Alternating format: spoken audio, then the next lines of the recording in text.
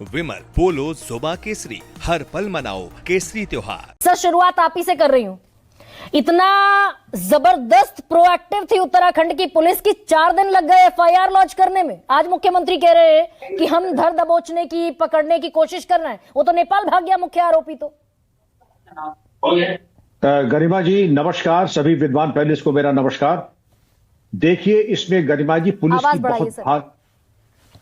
इसमें पुलिस की तरफ से बहुत भारी चूक रही है। और चूक नंबर 1, एफआईआर में प्रमाद और एफआईआर की धाराओं को हल्का करना। जहां धारा आपको 109 तत्काल लगानी चाहिए थी, आपने 109 न लगा करके 115 लगाई। वॉलंटरीली कॉजिंग हर्ट, ये वॉलंटरीली कॉजिंग हर्ट है, ये इत्तेफाकन है, ये कातिलाना हमला है। कातिलाना हमला का 307 पुरानी आईपीसी का कॉरेस्पॉन्डिंग सेक्शन होता है 109 बाद में। और अब हम आते हैं इसके ऊपर कि ये ऐसी घटनाएं होती हैं, और ऐसी घटनाओं में अगर पुलिस रहेगी तो फिर पुलिस क्या करेगी? पुलिस के पास और की तमाम काम है। इससे ज्यादा नपुंसक और तर्कहीन, बलहीन तर्क मैंने सुना नहीं। और जो भी पुलिस अधिकारी इस तरह की बेबुनियाद बातें करता है, जनता में विश्वास को खोएगा ही। सर, और बहुत काम रहा होगा पुलिस अधिकारियों को कि 3 दिन लग गए एफआईआर होने में। 9 तारीख की घटना शाम की 7 बजे की, एफआईआर हुई है 12 तारीख को। तो बहुत मसरूफ रहे होंगे पुलिस वाले उत्तराखंड के। आप देश की वरिष्ठ एडिटर्स में से हैं, आप जानती हैं प्राण जाए पर एफआईआर ना हो, यह पुलिस के डीएनए का दोष है। और जब मैं इसको कह रहा हूं तो मैं अपने को भी उतना ही दोषी मानता हूं। एफआईआर न करना, प्राण जाए पर एफआईआर ना हो, और एफआईआर हो तो हल्की करके करें। और यही एग्जैक्टली देहरादून में हुआ है। नहीं सर, हल्की होगी क्यों? किसको बचाने की कोशिश थी? उन सिर फिरे गुंडों को, बेशक अपराधियों को बचाने की। और दूसरा यह है कि सबसे पहले आपने कहा कि जो मुख्य अभियुक्त है वो नेपाल भाग गया। आपने दरअसल उन्होंने कोई प्रयास किया ही नहीं उसको गिरफ्तार या दस्तयाब करने के लिए। अगर आप गंभीर होते तब तक 10 लाख का इनाम घोषित कर देते, और इन्हीं के चेले चपाटे यही ला करके इनको दाखिल कर देते 10 लाख इनाम को। आपने ये इनाम की घोषणा नहीं की, बड़े इनाम की।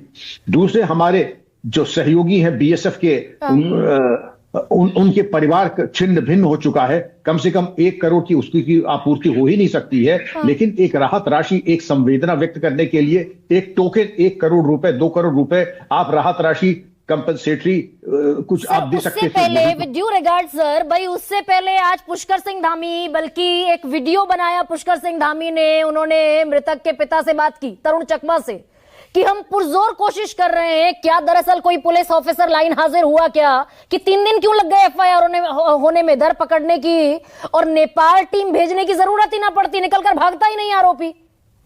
गरिमा जी, अभी तो आपने एसपी का बयान सुना है। ऐसा भी जो है बिल्कुल सारहीन, बलहीन, तर्कविहीन हमने स्टेटमेंट भी कम सुना है।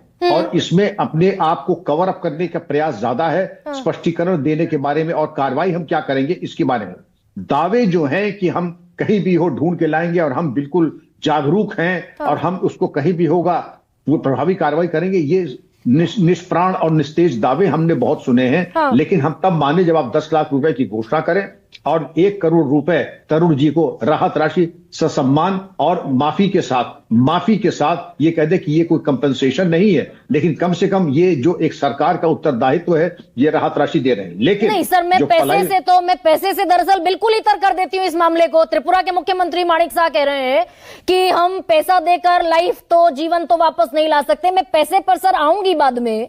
दरअसल ये कैसी जिद थी पुलिस की कि 9 तारीख को ये घटना हुई और 9 तारीख के बाद 26 दिसंबर को पहली बार असल क्राइम सेक्शन लगाया गया कि नस्लीय टिप्पणी हुई, उस बच्चे को मोमोज, चिंकी, चाइनीज कहकर प्रताड़ित किया गया।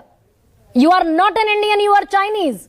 ये धारा जोड़ने में भी इतने दिन क्यों लग गए पुलिस को? क्या छिपाना था? इन्होंने एक स्टैंड ले लिया और उसी एक गलत स्टैंड को बचाने के लिए, गरिमा जी, इन्होंने एक झूठ बचाने के लिए 10 झूठ और बोले।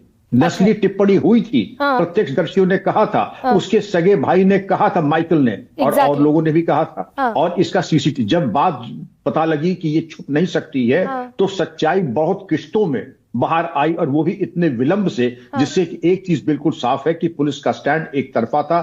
पुलिस का स्टैंड जो था वो बिल्कुल सच्चाई से बिल्कुल विपरीत था। और पुलिस का जो उत्तरदायित्व था, उन्होंने कोई अपना उत्तरदायित्व निर्वहन नहीं किया। न बदमाशों के प्रति गंभीर थे, न केस रजिस्ट्रेशन में गंभीर थे, और जो पलायित अपराधी एब्सकॉन्डर एक्यूज्ड है उसके बारे में कोई गंभीरता दिखाई ये एक तरीके का ऐसा है कि बिल्कुल निष्प्राण और निस्तेज एक पुलिसिंग की जो सर, ये दरअसल फेस सेविंग एक्सरसाइज भी थी क्या? क्योंकि अगर ये धारा जुड़ गई होती तो एस्टैब्लिश हो गया होता कि ये रेसिज्म था, ये नस्लीय भेदभाव था, प्रताड़ना थी, ये एस्टैब्लिश हो गया होता कि भाई नॉर्थ ईस्ट के लोगों के साथ हमारे देश में ये गलत व्यवहार होता है।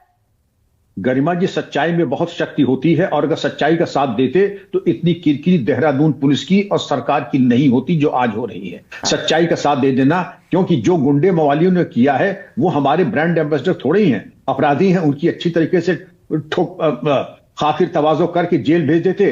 देहरादून में एक तरीके से जैसे पुलिस ले जाती है ऐसे लोगों को, मनबड़ लोगों को कोर्ट के सामने पेश करते, एक नजीर कायम हो सकती थी। नहीं सर, एसएसपी साहब तो आखिरी सवाल, मैं वापस लौटूंगी फिर आपके पास। एसएसपी साहब दरअसल ये अपनी एफआईआर को खारिज करते दिखाई दे रहे हैं, मजाक चल रहा है क्या दरअसल पुलिस महकमे में?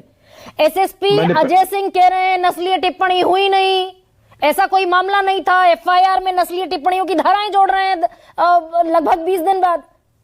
ये पहले उनको सोच समझ के बयान देना चाहिए था जब नस्ली टिप्पणी थी। और अनुभव से कह सकते हैं कि जब हमारे बच्चों, नॉर्थ ईस्ट के बच्चों के साथ अक्सर ये होता है तो पहले आप एफआईआर करें, धाराएं लगाएं और बाद में अगर वो प्रूव नहीं होती तो उनको एक्सपंज कर दें।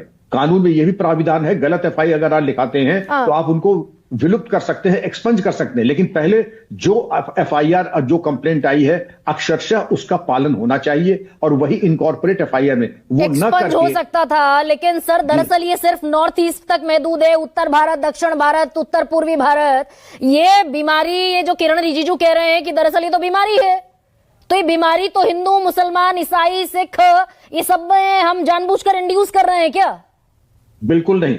ये हमारे जो गुंडे मवाली थे, जो में एक भागा हुआ है, 4 गिरफ्तार हैं, वो हमारे कोई सोसाइटी के ब्रांड एम्बेसडर थोड़े ही हैं। लेकिन जो आपने दृष्टांत अपने प्रारंभिक संबोधन में दिए, तलवारों का बटना, इस तरीके से चिंकी आदि का कहना, और जो मैं दावे के साथ कहता हूं हमारे सबसे अनुशासित और कठोर परिश्रमी बच्चे हैं, नॉर्थ ईस्ट के हैं, और मैं जहां जाता हूं उनकी पीठ थपथपाता हूं, उनको शाबाशी देता हूं। और इस तरीके जो तलवार बांट रहा है, इनको काटो उनको काटो, तुरंत एफआईआर होकर के प्रिवेंटिव अरेस्ट के साथ साथ सब्सटेंसिव ऑफेंस में इनके खिलाफ कार्रवाई हो, including NSA, national security act. नहीं सर, मेरा सवाल हालांकि थोड़ा सा इतर था, लेकिन मैं आऊंगी। मनोज राजन त्रिपाठी, आज राधिका आ रही हूं आपके पास, थोड़ा ठहर कर आऊंगी आज।